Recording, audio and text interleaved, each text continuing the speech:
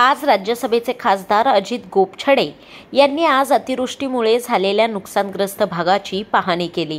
नांदेड जिल्ह्यातील मुखेड तालुक्यांमध्ये लेंडी धरणामुळे अनेक शेतकऱ्यांचे नुकसान झाले। यामध्ये शेतीसह पशु तसेच 5 नागरिक यांचा मृत्यू देखील झाला। लवकरात लवकर त्यांचे पंचनामे करण्याचे आदेश खासदार अजित गोपछडे यांनी प्रशासनाला दिले आहेत। यावेळी त्यांनी संबंधित पीडित कुटुंबियांना निधी देखील दिला।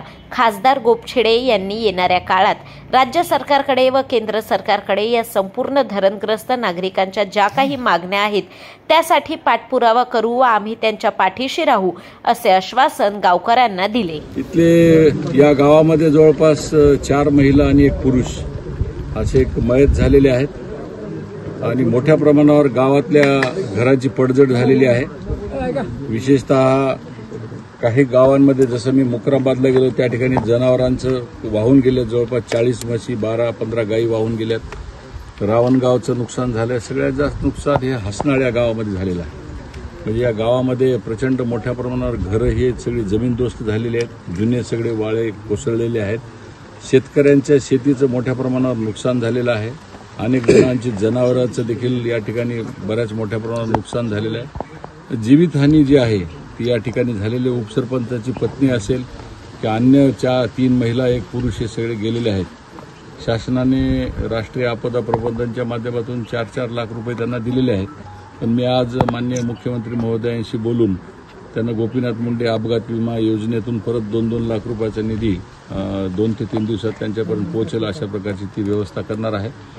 आम्ही या भागातली जी जनावरं जी गेलेली आहेत त्या संदर्भात मी विभागीय म्हणजे कमिशनर जे आहेत प्रवीण देवरे महाराष्ट्राचे त्यांच्यासोबत बोलून जेवढ्या जनावरांचं जे नुकसान आहे त्याच्या नियमावलीमध्ये थोडासा या आपत्तीच्या संदर्भात लक्षात घेऊन वाढीव स्वरूपामध्ये यांच्या दुभते काही जनावरं, दुधाळ जनावरं, वासरं, बैल यांची देखील मदत करण्याच्या संदर्भात त्यांना सांगितले। त्यांनी पण कलेक्टर साहेबाला याच्या संदर्भात आदेश दिलेले आहेत।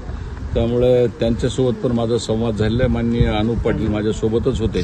त्यामुळे या गावामध्ये जी काही मदत करता येईल हे गाव परत एकदा उभं करणं, या गावातल्या तरुणांना रोजगार उपलब्ध करून देणं, उपजीविकेची साधनं उपलब्ध करून देणं, लेकरांच्या शैक्षणिक विषयासंदर्भात करणं। आणि मी जेव्हा पाहिलं इथल्या गावकऱ्यांना विचारलं ते म्हणाले की आमच्याकडे अनेक स्वयंसेवी संस्थांनी अन्न धान्य सीधा मोठ्या प्रमाणावर आणून दिलेला आहे, पण आम्हाला गॅसची शेगडी, सिलेंडर आणि स्वयंपाक करण्यासाठी किंवा अन्न शिजवण्यासाठी आमच्याकडे साहित्य नाही आहे।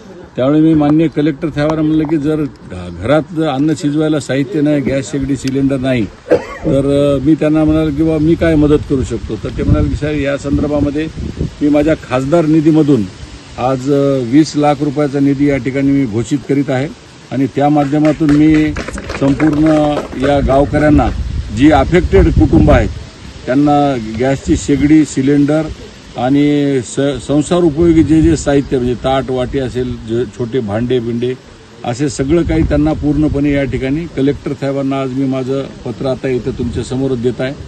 आणि ते पत्र घेऊन गणेश चतुर्थीच्या आधी या गावातल्या संसारा जे चालताना सगळीकडे स्वयंपाकाचं साहित्य आलं पाहिजे आणि त्या लोकांना अन्न गोड लागलं पाहिजे अशा पद्धतीची व्यवस्था मी खासदार म्हणून केली आहे। ही रक्कम खूप छोटी आहे। या रकमेच्या विशेष सोडून मी ही राष्ट्रीय आपदा झालेली आहे, तर त्यामुळे माननीय मुख्यमंत्री साहेब, माननीय देशाचे पंतप्रधान मोदीजी आणि माननीय गृहमंत्री साहेब माननीय अमित शहाजी यांना भेटून मी वैयक्तिक याला एक राष्ट्रीय आपदेच्या माध्यमातून विशेष काही पॅकेज देता आलं तर त्या माध्यमातून जर पॅकेज देऊन ही जी गावं आहेत विशेषतः रावणगाव, हसनाळ या गावामध्ये जे काही गावाचं नुकसान झालं आहे त्याला राष्ट्रीय पॅकेज देण्याच्या संदर्भात राज्यसभा खासदार म्हणून मी स्वतः माननीय देशाचे पंतप्रधान माननीय नरेंद्रभाई मोदीजी, माननीय अमितभाई शहा आमचे गृहमंत्री आणि माननीय मुख्यमंत्री महोदय यांना मी साकडं घालणार आहे। कारण निश्चितच माझ्या विनंतीला ते मान देतील। कारण या गावातली जी दयनीय अवस्था आहे, मी माझा लेखी अहवाल आताच मी कलेक्टर साहेबांना मी विनंती केलेली की किती जनावरं दगावलीत, जीवितहानी जी झाली आहे आणि लोकांचं किती नुकसान झालंय आणि काय काय नुकसान झालंय याचा सगळा गोषवारा मला उद्या सकाळपर्यंत कलेक्टर साहेब आणि डेप्टी कलेक्टर साहेब देणार आहे।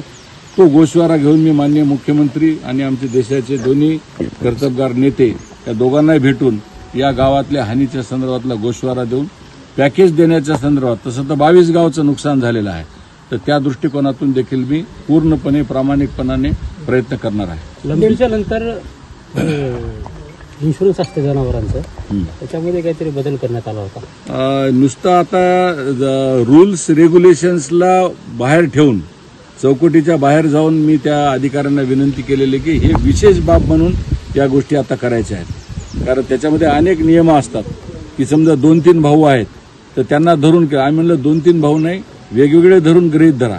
अनुप पाटील साहेब माझ्या समोर होते. मी म्हणलं की जे जनावर गेलेत, समजा नोंदी केलेल्या जरी नसल्या तरी नोंदी केलेल्या जनावरांची तर तुम्ही त्यांना मदत कराच, पण प्रत्यक्षात त्या ठिकाणी फोटो आहेत, त्या ठिकाणी प्रूफ आहेत. गावकरी मंडळी सांगतात की ते 40 म्हशी वाहून गेल्यात, 15 गायी गेलेल्या आहेत. त्या लोक खोटं बोलत नाहीत, तर त्या निश्चितच खेड्यापाड्यातले शेतकरी वर्ग खोटं बोलत नाही. तर त्यामुळे निश्चितच जे काही करता येईल फ्लेक्झिबल राहून थोडंसं नियमाला आम्ही बाजूला ठेवून माणुसकीच्या नात्यानं संपूर्ण जीवितहानी झालेल्या लोकांना मदत करणं, जनावर गेलेल्यांना मदत करणं आणि घर उभं करणं आणि गाव उभं करण्यासाठी सरकार पूर्णपणे ताकद लावून प्रयत्न करणार आहे. लेंडी प्रकल्पाचे जे अधिकारी होते त्यांनी गावकऱ्याची दिशाभूल केली असं त्यांचं म्हणणं आहे आणि त्यांच्या